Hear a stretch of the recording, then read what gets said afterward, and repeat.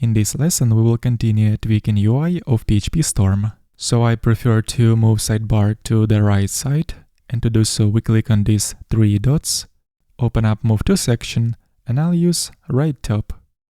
Then as we can see, besides project files, sidebar also shows some extra elements.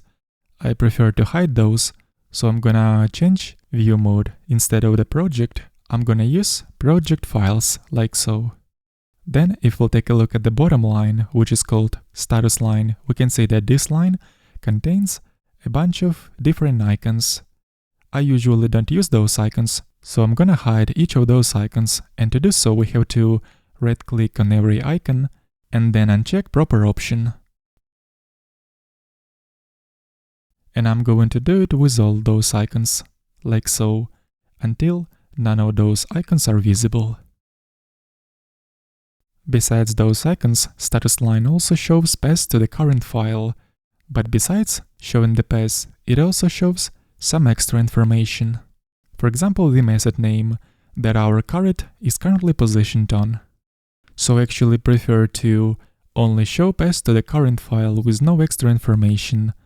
And to do so, we can open up Global Search panel, which we can do by pressing Shift twice. And then let's search for Show Members. And disable this option called Navigation Bar Show Members. And there we go, now status line shows only paths to the current file, without method names. Next, up at the top, we also have a bunch of icons that I usually don't use. But if I do need to access any of that, I can always use keyboard shortcuts. So let's hide that panel with icons at the top.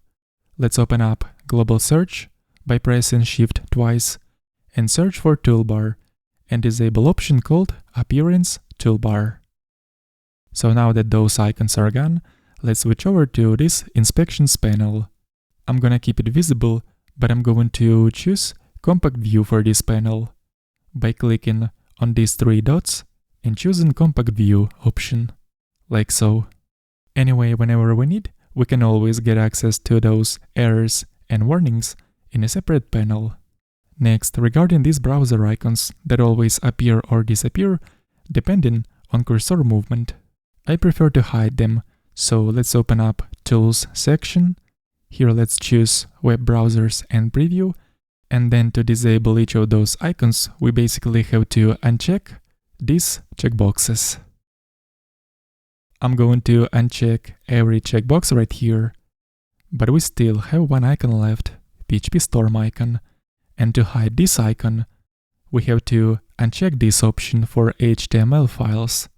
And there we go, icons are gone. And lastly, there is one more icon left on the bottom right side of the status bar.